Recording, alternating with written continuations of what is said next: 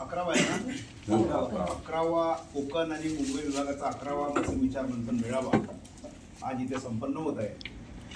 आपली ही मीटिंग विदर्भ वैभव मंदिर दादरला ठेवली होती, परंतु पोलीस भरतीची गडबड चालू आहे आणि ऐन वेळेवर पोलीस भरतीच्या त्या मुली त्यांना निवासाची व्यवस्था पाहिजे म्हणून पोलीस स्टेशनमधून फोन आला, म्हणून ती जागा त्यांना खाली करून द्याव्या लागल्या. कारण तिथे रूम अगोदर एंगेज आहे, त्या हॉलमध्ये सगळ्या एकत्र त्या मुली आहेत पोलीस भरतीच्या.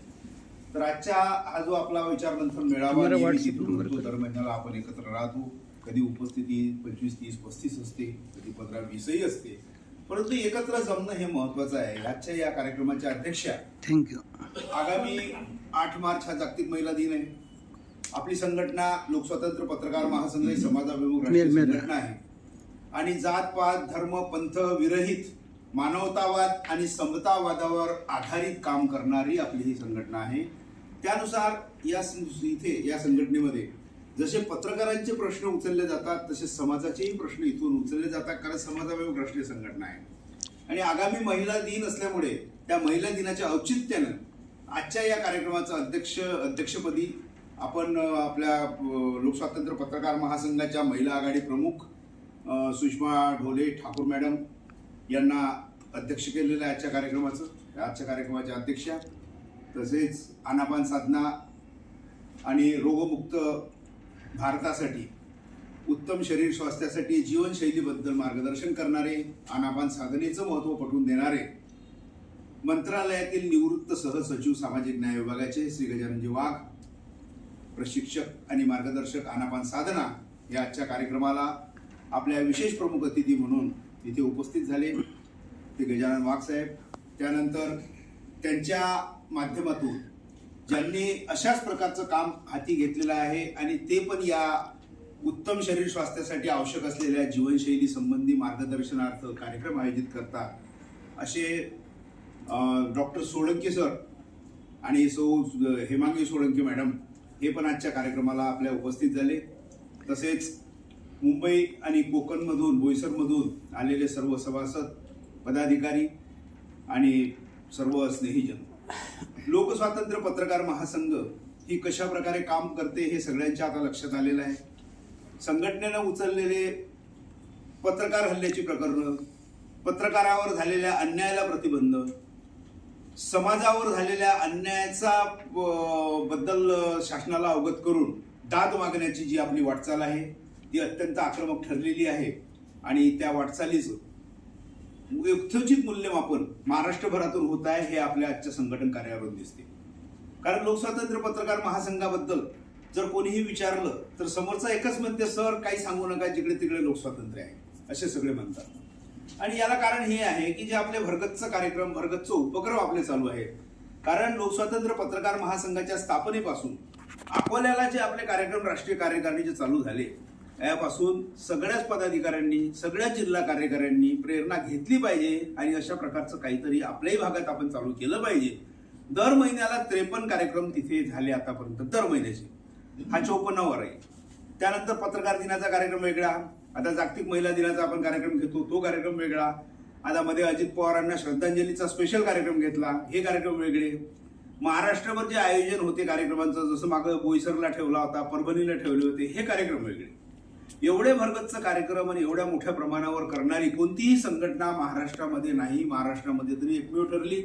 आमचा एक पदाधिकारी परवा येऊन म्हणत होता की सर महाराष्ट्रात नाही भारतातही असं नसेल. म्हटलं आपण सर्वेक्षण न करता अशा गोष्टी आपण करू नये, पण महाराष्ट्रात तरी आपण अग्रेसर ठरलेलो आहोत. आता आमच्या पत्रकारांना आमच्या पदाधिकाऱ्यांना नेहमी एक अडचण भेडसावते की आम्ही लोकांना सांगतो पण लोक म्हणतात संघटना खूप आहेत, खूप काही आहे, पण तुम्हाला कन्व्हिन्स करता आलं पाहिजे, तुम्हाला त्या लोकांना सांगता आलं पाहिजे की आमची संघटना कशा प्रकारे नाविन्यपूर्ण काम करणारी संघटना आहे. तर आपले सभासद वाटतील, जास्त समजून सांगण्याची गरज पडणार नाही. त्यासाठी आपण काही गोष्टी अंमलात आणल्या पाहिजे.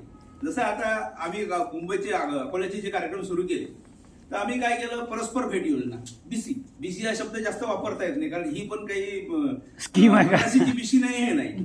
त्याच्यामध्ये काय करतो आपण, परस्पर भेट योजना म्हणजे प्रत्येक सभासदाकडून दर महिन्याला आम्ही 3000 रुपये घेतो. 100 लोकांचे 3 लाख रुपये जमा होतात. त्याच्यातून 5 ईश्वर चिठ्ठ्या काढतो. 5 जणांचे ज्यांचे नंबर लागतील त्यांना एवढी आर्थिक मदत होते. 60,000 रुपये जमा होतात, 20 महिन्याची पिशी, 100 लोकांमध्ये 5 म्हणजे त्यातून 2,000 रुपये आम्ही घेतो. सहयोग निधी, सामाजिक बांधिलकी निधी, त्या 10,000 तो कार्यक्रम होतो. पण एवढी सवय लागली लोकांना, इतकं सिस्टमॅटिक की 100 लोकांची वसुली बरोबर होते. फक्त त्यात काही गोष्टी कराव्या लागतात. जो माणूस पुढे होते त्याला जबाबदारी घ्यावी लागते. ज्या दिवशी ड्रॉ असेल त्या दिवशी मला 60-70 80,000 रुपये तयार ठेवावं लागतं. कारण भरपूर असे आहेत बेशिस्त की बा 2 दिवस अगोदर द्या तरी वेळेवर कार्यक्रम पैसे आणून देणार. 5-7 जण लटकले तर कार्यक्रम झाल्यावर 2-3 दिवसांनी देणार, पण पैसे कोणाकडे राहत नाही. पण अशी जबाबदारी घेतल्याशिवाय कोणता कार्यक्रम होणार नाही. ते आम्ही करतो, सातत्यानं करतो आणि आपल्या कार्यक्रमाचं सातत्यच आपलं यश आहे. त्याच्यामुळे हे सगळे कार्यक्रम होतात. कोणीतरी जबाबदारी घेतल्याशिवाय कोणती गोष्ट होत नाही. जसं आता पत्रकार दिनाचा आपण कार्यक्रम घेतला, 30,000 रुपये खर्च केले. कॅलेंडर प्रकाशन आपण केलं, 75,500 रुपये आपण खर्च केले. 6,000 कॅलेंडर काढले, महाराष्ट्रभरात आपले कॅलेंडर गेले. आपल्या कॅलेंडरचं केंद्रीय आयुष मंत्र्यांच्या हस्ते प्रकाशन झालं गोव्यामध्ये, आपल्या गोवा प्रभारीने केलं. तिथे मध्य प्रदेशातही आपल्या कॅलेंडरचं प्रकाशन झालं. मंत्रालयात माहिती जनसंपर्क आणि सचिवांच्या केबिनमध्ये माहिती जनसंपर्काच्या पूर्ण सचिव उपसचिवाच्या याच्यामध्ये उपसंचालकांच्या आपले कॅलेंडर्स लागले. एवढ्या मोठ्या प्रमाणावर कॅलेंडरवरही खर्च करणारी कुठली संघटना नाही. एवढं प्रचाराचं तंत्र चालू आहे. म्हणून तुम्हाला जर असं वाटत असेल की आपले सभासद वाढले पाहिजे आणि लोक आपल्याकडे आकर्षित झाले पाहिजेत आणि त्यांनी स्वतःहून म्हटलं पाहिजे. आता अकोल्याची परिस्थिती हीच आहे. मला खूप फोन येतात, आम्हाला जर लोकस्वातंत्र्यासोबत यायचं, काय यायचं, काहीतरी दिसतंय, काहीतरी उपक्रम दिसते, काहीतरी हालचाली दिसतात. पत्रकारांच्या हल्ल्याचे फार मोठे प्रश्न उचलले. आता परत सांगितल्यावर मागच्या लोकांना ते रिपीट वाटेल की एवढे प्रकरण गाजले की असा माहोल पूर्ण महाराष्ट्रभर निर्माण झाला की एसपीच्या कॅबिनमध्ये एका पत्रकार हल्ल्याच्या प्रकरणात 40 जण एसपीने आतमध्ये घेतले. आणि हल्ले कसे होतात आणि ते का होऊ नयेत याबद्दल चर्चा झाली. किंवा पहिला हल्ला जो होते त्या हल्ल्याच्या अगोदर समोरचा आरोपी धमकी देते, समोरच्याला फोनवरून धमकी देते आणि त्या फोनवरून धमकीची कंप्लेंट तो पोलीस स्टेशनला करतो. पण पोलिसांना त्या गोष्टीची दखल घेण्याची गरज वाटत नाही. किंवा ते त्या आरोपीसोबत मॅनेज झालेले असतात, ते त्याला संरक्षण देतात. तो घरट्या मारते पोलीस स्टेशनच्या, घरट्या मारून पाहते की पोलिसांची काही हालचाल नाही, नंतर तो हल्ला करते. एसपींना समजून सांगितलं, एसपीने ते मान्य केलं. त्यांनी सांगितलं अशा प्रकारे कोणती धमकी आली आणि धमकीच्या स्टेजला जर कारवाई झाली नाही तर माझा मोबाईल नंबर घ्या, मला सांगा, मी त्या पोलीस स्टेशनला सूचना करतो. तर अशा प्रकारे हे झालेलं आहे. त्यामुळे लोकांना एक आधार वाटते की ही संघटना. दुसरी गोष्ट, संघटना हे आपलं एक अधिष्ठान आहे, आपला आत्मा आहे. आपल्या न्याय हक्काच्या परिपूर्तीसाठी आणि अन्यायाविरुद्ध लढण्यासाठी आपलं हे एक हितसंबंध जपण्यासाठी आपल्या सहकारी लोकांचे हे आपलं प्रभावी माध्यम आहे. ही इतका आदर संघटनेबद्दल प्रत्येकाला निर्माण झाला पाहिजे. आणि त्यासाठी दररोज आपण किमान किंवा एक दिवस आड एक 5-10 लोकांना तरी फोन केले पाहिजे. फिजिकली हालचाली करायची गरज नाही. मी मोबाईलवरूनच पूर्ण संघटना महाराष्ट्रभर बांधलेली आहे. जर महाराष्ट्रभरावर मी मोबाईलवर संघटना बांधतो तर तुम्हाला मोबाईलवर काम का जमू नये. पण तुम्ही मोबाईलवरच हे सांगण्याचा जर तुम्ही लोकांना प्रयत्न केला त्याला ते पटत जाईल.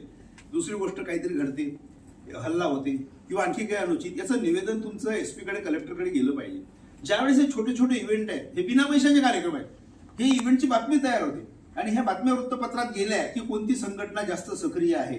जसं आता मंत्रालयातले सगळे अधिकारी DIO म्हणतात, एकमेव नंबर 1ची अग्रेसर संघटना का म्हणतात. सतत बातम्या चालू आहेत, ते आपण व्हायरल करत राहतो. आता त्या दिवशी मी पत्र दिलं प्रतापराव सरनाईक परिवहन मंत्री CMना की ह्या ज्या बसेस आहेत आणि अधिस्वीकृतीधारक पत्रकारांना 100% बस फ्री आहे. पण त्याला फ्री आहे पण शिवशाही स्लीपरमध्ये एंट्री नाही. त्याच्यात नवीन चालू झालेली शिवानी त्याच्यामध्ये नाही. म्हणून त्यांना सांगितलं असा अन्याय करू नका. खरोखर पत्रकाराचा सन्मान करायचा असेल तर खरा सन्मान करा. त्याच्या बाबतीत असा भेदभाव असं हे ठेवू नका. सगळ्या बसमधून त्याला प्रवासाची मुभा देण्यात यावी. आता हे जे पत्र राष्ट्रीय संघटनेचं केलं हे आपण आपल्या लेवलला आपल्या पत्रकारांच्या सगळ्या ग्रुपला जर व्हायरल केलं तर तुमच्या संघटनेचं काम काय चालू आहे लोकांना समजेल आणि समोरची व्यक्ती तुमच्याकडे चौकशी करेल की तुमच्या संघटनेची अशी कामं आहेत का, एवढी चांगली कामं आहेत का, कोणालाही वाटेल ना. आता आम्ही जे प्रश्न उचलले ते असं नाही की तो आपला सभासद आहे त्याचेच उचलले. आपल्या संघटनेचा सभासद नसलेल्या पत्रकाराला पण मदत केली आहे. इतकं निरपेक्षपणे आपण काम करतो म्हणून असं कुठे दिसत नाही वातावरण, म्हणून ते लोक आपल्याकडे अट्रॅक्ट होतात. तर अशा पद्धतीचं काम तुम्ही चालू केलं तर संघटना वाढायला मदत होईल आणि तुम्हालाही सभासद जोडायला जास्त वेळ लागणार नाही. दुसरी गोष्ट, दररोज आपण आपला ग्रुप पाहायला पाहिजे. आपला ग्रुप पाहत नाहीत बरेच लोक. ग्रुपवर आपण सूचना टाकतो, त्यांना माहिती नसते. शेवटी पर्सनल मला सगळ्यांना पत्रिका पाठवावं लागते. तो ग्रुप पाहून आपले काही लोक आहेत, करोतियाची ऐसी बात है, बोईसर के कितने लोगों को जन्मदिन की शुभेच्छा मैंने दी है. लेकिन बोईसर के लोगों ने जन्मदिन की शुभेच्छा किसी को डाली कि आपके आदमी को नहीं डाली, ये आपको ख्याल रखना पडेगा. उतनी संवेदनशीलता एवढी जर तुमची प्रत्येकाला वाटेल आपल्या पदाधिकाऱ्याची, ही अटॅचमेंट जशी वाढेल ना, तशी आत्मीयता वाढेल, तसे लोक तुमच्यावर जुळून राहतील. कोणालाही प्रेम दिल्यावरच लोक आपल्या जवळ येत असतात. असं कामापुरतं शॉर्टकट आपण कार्यक्रम असं की या असं केलं की कोणी येत नाही, त्याच्यासाठी सगळा मजबूत प्लॅटफॉर्म तयार करत जावं लागते. मग ह्या ज्या छोटे छोटे बारकावे आहेत, कोणासाठी संवेदना प्रकट करणे, श्रद्धांजली देणे, श्रद्धांजली दुसऱ्या पत्रकारालाही देणे. आपला पदाधिकारी जरी नसला, दुसरा पत्रकार जरी कुठल्या भागातला त्याचा काही झालं तर त्याच्यासाठी तुमची श्रद्धांजली गेली पाहिजे आणि ते जास्त व्हायरल झाली पाहिजे. आणि असं कोणी करत नाही एवढं, म्हणून बाकीच्या संघटनांनी त्याचं आकर्षण वाटते. बाकी संघटना एवढी कोणी कोणाची दखल घेत नाही. काय चालू आहे, किती आनंद आहे, हे सगळं तुम्हाला माहित आहे. ह्या गोष्टी छोट्या छोट्या रोज तुम्ही ज्यावेळेस करायला सुरू करसाल ना, त्यावेळेस तुमचे सभासद वाढतील, आपोआप तुमचे सभासद वाढणार नाही. आता किती वेळा मी सूचना करतो, कितने पत्रकारों को हमला हुआ, आपके यहाँ वो निवेदन दो. आपके यहाँ से निवेदन गए नहीं, यानी ऑब्जेक्शन खाली बोईसर पे नहीं बोलता हूँ मैं जनरली. अगर उनके लिए आप उन पे हमला होता है तो निवेदन देने को आते नहीं, तो महाराष्ट्र भर से आपके साथ में कौन आएगा? अब कुछ लोग बोलते हैं वो अपना यहाँ का ग्रुप है, वो बाहर की संघटना है. पण आता जे एसटीचं पत्र मी लिहिलं, हे असे प्रश्न ते लोकलच्या संघटनेला तहसीलदार तरी लवकर रिस्पॉन्स देते काय? यासाठी राष्ट्रीय संघटनेचं बळ पाठीशी पाहिजे असते, ते घेतलं पाहिजे. प्रत्येक कामाच्या पोस्ट आपल्या ग्रुपवर व्हायरल झाल्या पाहिजेत. जमेल तसं दररोज 5-10 लोकांना तरी फोन झाले पाहिजे, नेहमी बोलत राहिलं पाहिजे, संघटनेची माहिती देत राहिलं पाहिजे. त्याशिवाय संघटना मजबूत होणार नाही. हे कोणी एकट्या दुकट्याचं काम नाही. ही सगळ्यांची आपली जबाबदारी संघटना वाढवण्याची आहे, म्हणून सगळ्यांनी या कामाला होऊन घेतलं पाहिजे. आता आजचा जास्त वेळ आपल्याला जे आपण विशेष अतिथी इथं बोलालेले आहेत वाघ साहेब, त्यांना द्यायचा आहे, म्हणून आज जास्त वेळ मी घेणार नाही. बाकीची मागची संघटनेची वाटचाल उपक्रम सगळं या अगोदर सांगून झालेलं आहे, म्हणून मी माझं मनोगत संपवतो आणि इथेच फुल स्टॉप देतो.